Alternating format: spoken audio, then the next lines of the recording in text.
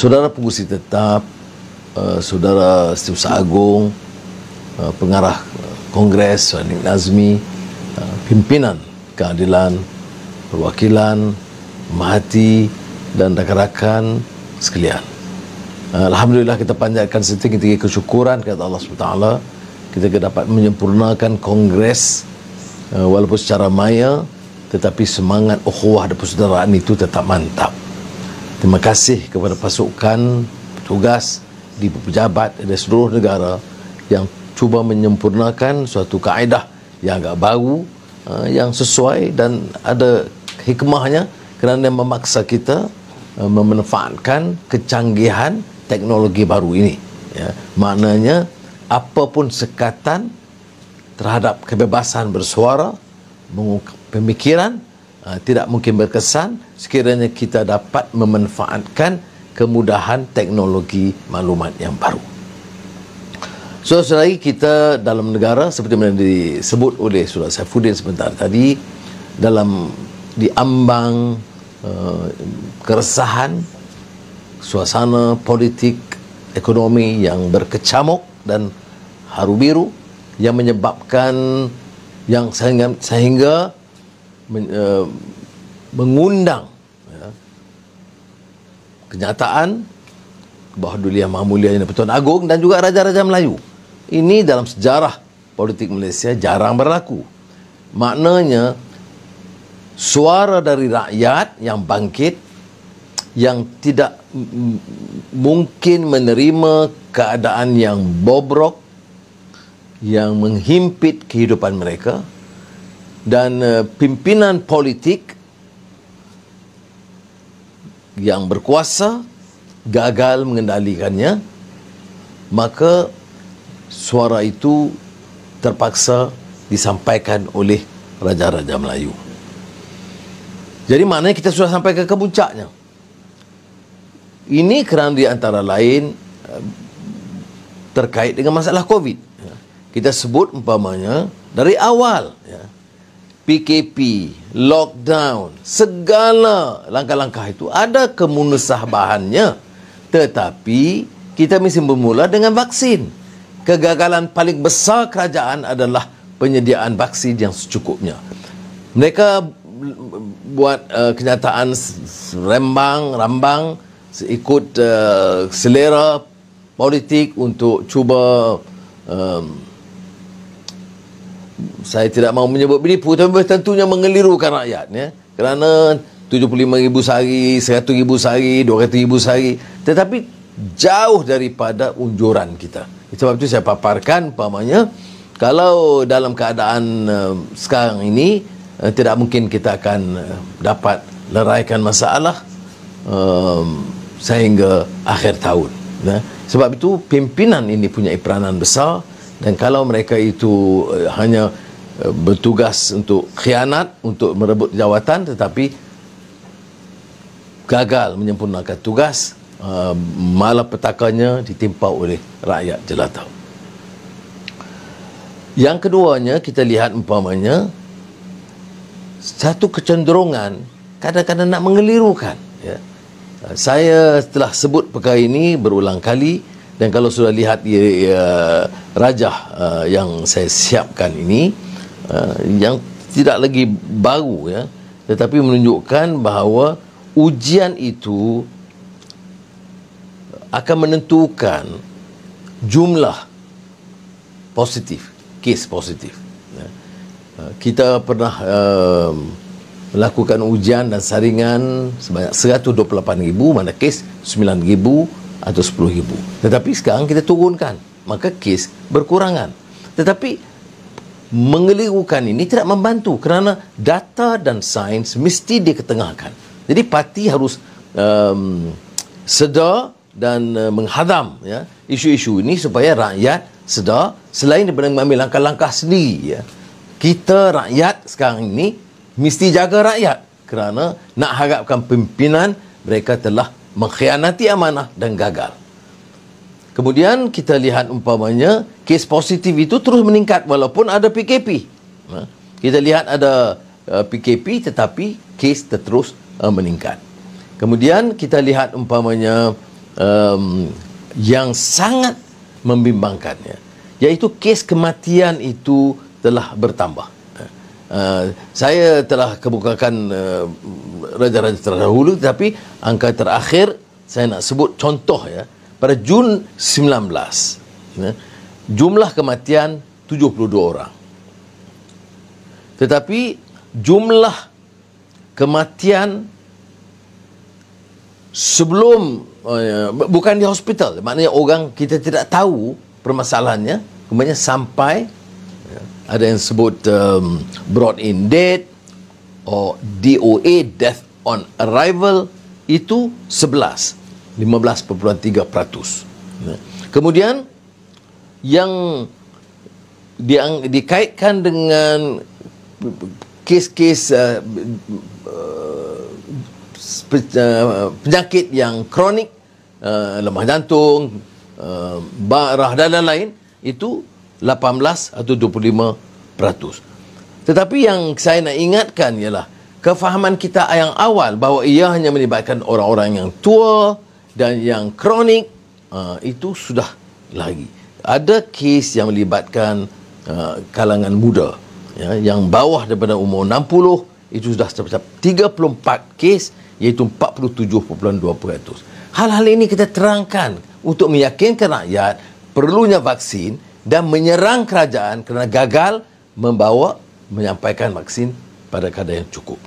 Jadi kes-kes saya sebutkan di sini tentang BID atau DOA ini sama ada sebab testing itu atau ujian saringan lemah atau keupayaan ICU hospital terbatas ataupun ada varian-varian baru. Jadi oleh yang demikian kita harus sentiasa waspada, ya. Tapi masalah COVID ini dia kait dengan ekonomi. Saya dah paparkan Rajah ini sebelumnya, iaitu soal pengangguran. Jumlahnya sekarang hampir 800,000 yang dianggap underemployed atau bekerja tidak sepenuh waktu, itu 2.1 juta.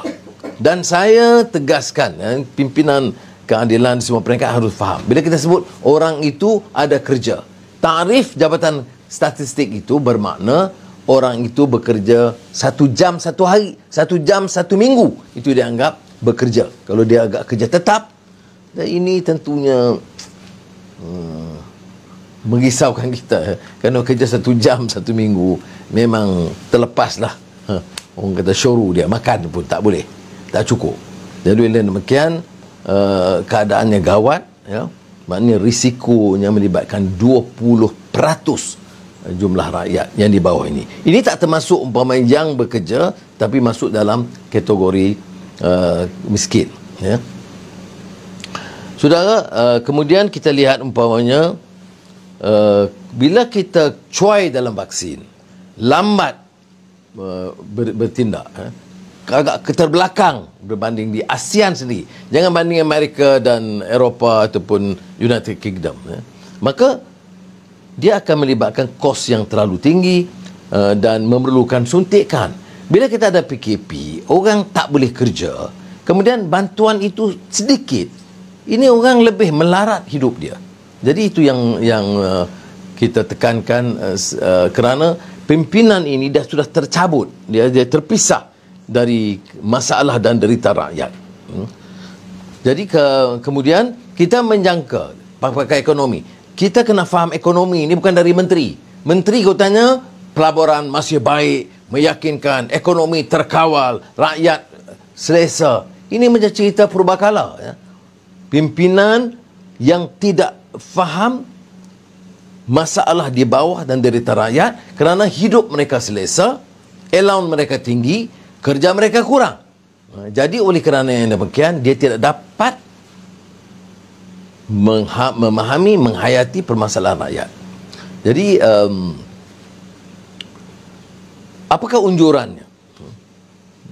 Semua unjuran itu semua telah lagi sasar. Kerana unjuran tidak lagi tepat dan bercanggah dengan unjuran pakar-pakar ekonomi. Dan oleh yang demikian, kita harus tahu bahawa bila yang merah ini, ya, dia pertumbuhan kecil, kemudian berjunam di bawah kerana setelah diadakan PKP dan maknanya kita sudah keadaan kemelesetan ekonomi. Dan unjuran untuk tahun ini juga tidak meyakinkan. Saudara-saudari, kita juga tahu penutupan kilang-kilang itu sudah mencecah ratus ribu seperti mana disebut oleh Persatuan IKS Malaysia. Baik, saudara dan saudari yang dihormati sekalian, sebab itu dalam perjuangan keadilan ini saya nak menyikap semula, ianya adalah agenda in uridu illal islah mastata'tu, sedaya upaya kita membawa perubahan. Politik ini bukan percaturan rebut kuasa di peringkat elit. Sekarang ini umpamanya ada orang yang cuba sama ada pertahan atau merebut walaupun tidak lagi mewakili aspirasi rakyat. Tidak peduli, tak cukup, tak apa. Tetapi nak cari jalan pintas. Kerana politik itu bagi mereka ialah concert of the rich and the powerful. Ini kalau kita baca sejarah yang dikupas oleh Richelieu, yang dihebahkan oleh Henry Kissinger, itu pemikiran-pemikiran golongan elit puaka, yang tidak merasa rintihan rakyat dan rasa kuasa itu boleh direbut semata-mata dengan kekayaan dan kuasa, bukan aspirasi rakyat. Kita tidak akan berganjak dari pandangan ini, bahawa kuasa itu akan dipikul sebagai satu amanah dan mesti mewakili aspirasi perjuangan rakyat. Kalau tidak, kita khianat seperti mana pengkhianat besar. Maknanya, walaupun seperti disebut dalam titah diraja, ada inklusif, maknanya mesti merangkul semua keadaan. Tapi semua kekuatan itu kekuatan dari bawah. Semua kekuatan-kekuatan ini mewakili dari bawah. Tidak boleh umpamanya satu dua orang dengan satu dua kekuatan menuntut seolah-olah mereka sahaja yang punyai mandat dan keupayaan. Dan ini bagi saya, walaupun kita dalam proses perbincangan dan perundingan dengan semua pihak, tetapi saya katakan kita tidak boleh berganjak dari prinsip ini. Dan saya sukacita maklumkan bahawa ini juga yang didukung sebagai hasrat Pakatan Harapan, Keadilan, DAP dan Amanah setakat ini. Dan juga dalam rundingan-rundingan yang kita lakukan, kita semua sebut tentang mestilah tata kelola kerajaan yang baik. Mesti kembali kepada prinsip good governance. Mesti ubah paradigma politik ini dari percaturan politik untuk rebut kekayaan supaya pejabatnya lebih besar, supaya allowance-nya lebih tinggi, supaya nampak boleh hulur projek-projek sesuka hati, kemudian pamer kekayaan dengan begitu mewah dan mengilau, tetapi tidak punyai hati nurani untuk membawa perubahan pada negara kita. Malaysia ini perlu apa yang disebut systemic change. Kalau orang tanya, Anwar, keadilan, mengapa susah sangat ni? 10 tahun berjuang, tak dapat. Ambil alih. Saya sebut perkara ini, saudara berjuang ini nak merubah sistem. Sistem yang corruption dan juga sistemik. Keangkuhan kuasa, walaupun pimpinan silih berganti, itu tidak mencerminkan hasrat untuk membawa perubahan. Walaupun sebut kadang-kadang, oh ini kekuatan Melayu Islam. Tetapi bila tengok dia terjemah kepada tindakan, bobroknya sama. Ya. Oleh demikian, saudara, bukan laungan, bukan slogan, tetapi keikhlasan hati nurani mencernakan, menterjemahkan dalam pemikiran dan dalam bentuk amal. Masalah kemiskinan adalah kemiskinan. Sama ada kemiskinan di Lahang Yue, atau kemiskinan di Kapit, atau kemiskinan di Mani Urai. Sama ada kemiskinan itu di kalangan nelayan, ya, di Kuala Kedah, ataupun rumah PPRT di Lembah Pantai. Ya. Ini yang kita sebut ketelusan.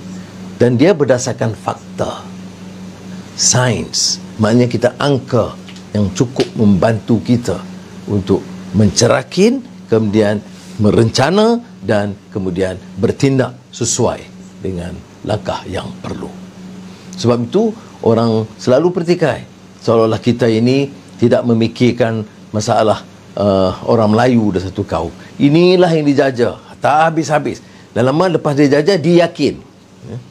Dia yakin dengan pembohongannya. Kalau kita baca sejarah Jerman, Menteri Penerangan itu namanya Goebbels. Dan dia orangnya pintar. Ya. Kalau tak salah PhD itu dari Heidelberg, tak salah saya. Ya. Dan penguasaan bahasa, kepintarannya itu luar biasa. Jadi orang yang rencana muslihat konspirasi jahat ini bukan orang bodoh. Orang cerdik, tapi pemikirannya jahiliyah. Bila disebut jahiliyah ini, jahil bukan jahil bodoh. Jahil kerana tidak menghayati prinsip keadilan, kebenaran dan tunduk pada kekuasaan Tuhan Allah Subhanahu Wa Taala. Itu dia.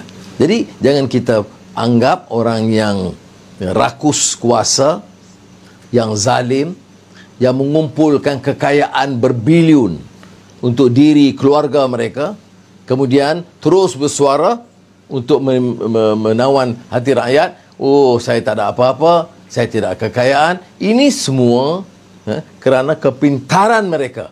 Menggunakan media, menggunakan sosial media, ada wang banyak. Jadi boleh gunakan. Boleh gunakan bala tentera. Kerja mereka fitnah orang.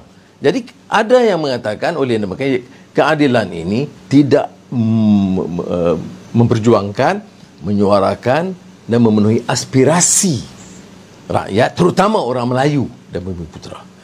Padahal, saudara, kalau kita sebut, kita akan perkenalkan dasar, ya, bahasa kebangsaan. Itu dasar yang ada dalam perlembagaan, dan kita lihat umpamanya dalam tradisi parti kita cukup mantap soal itu.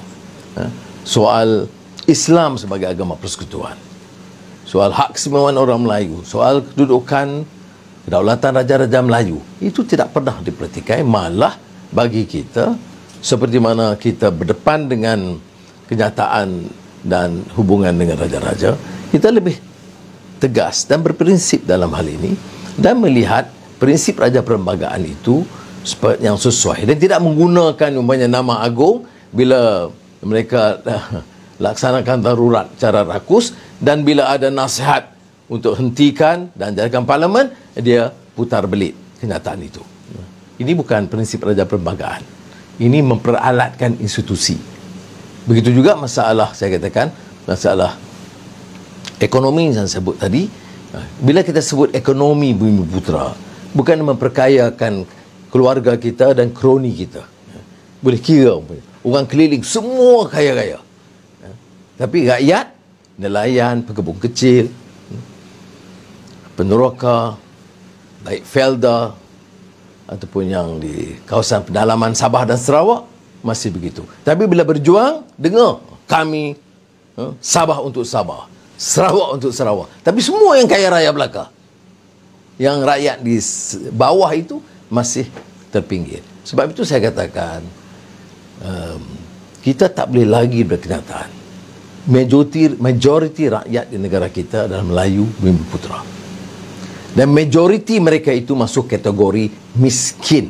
Ada sekarang keparat kehidupan mereka. Oleh demikian, cukuplah dengan slogan, kita perkenalkan bahas dasar. Apakah dasar membela dan membasmi kemiskinan yang boleh merentas kau.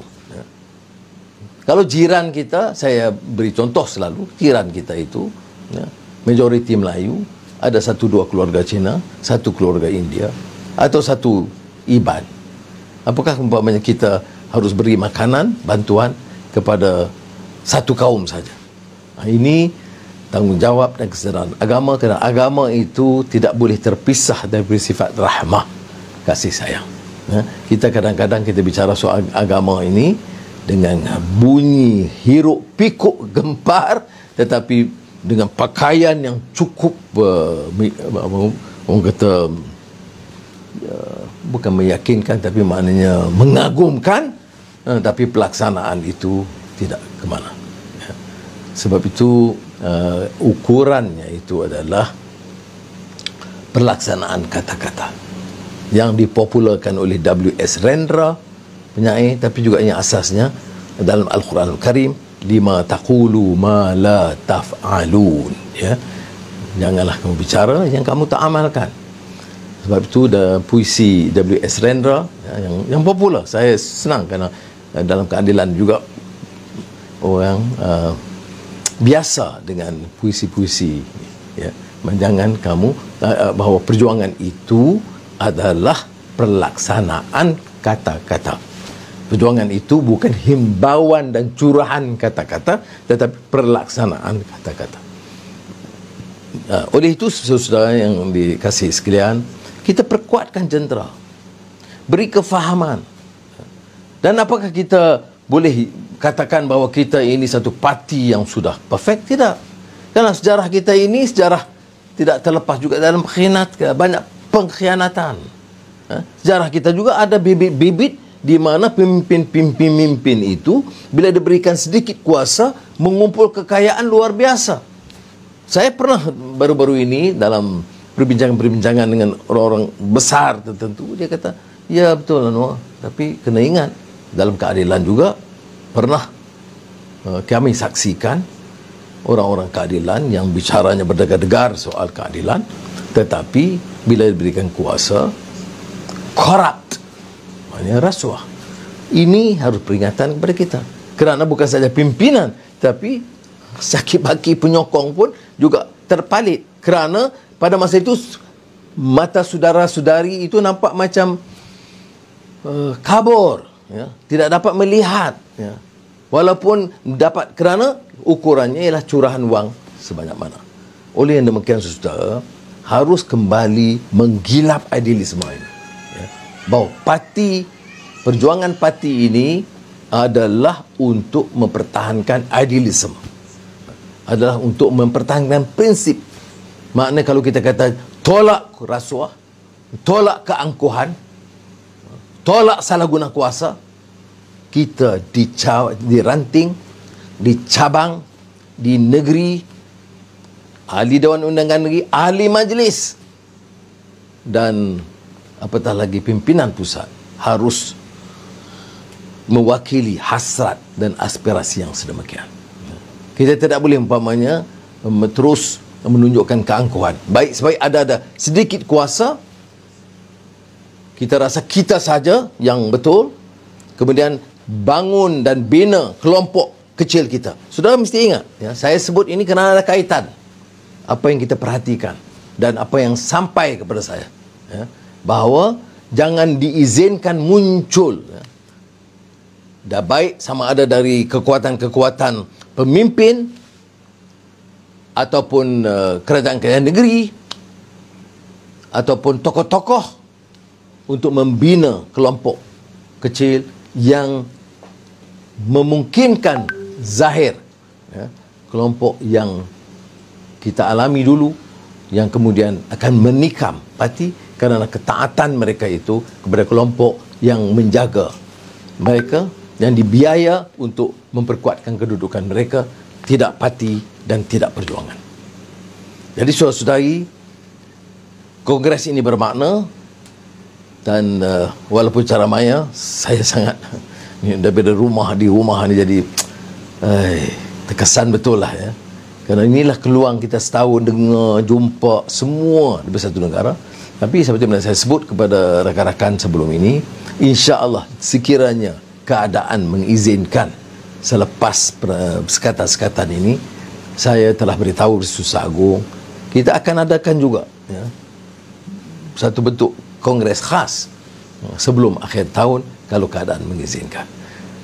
Sudah kita ikhtiar, kita bekerja, kita bergunding, kita gunakan exit strategi pelbagai, tapi kita haruslah bertawakal kepada Allah SWT yang menentukan sukses, ujian, dan harus ada sedikit humility, ya, sikap tawaduk. Saya tengok di kalangan kita ini, sebaik jadi sikit ketua, ya, baik ahli majlis ke ketua cabang ke angkatan muda ke wanita, tawaduknya kurang. Sebab tu saya nak ingatkan, ya, tawaduk itu bila kita tawakal kepada Allah.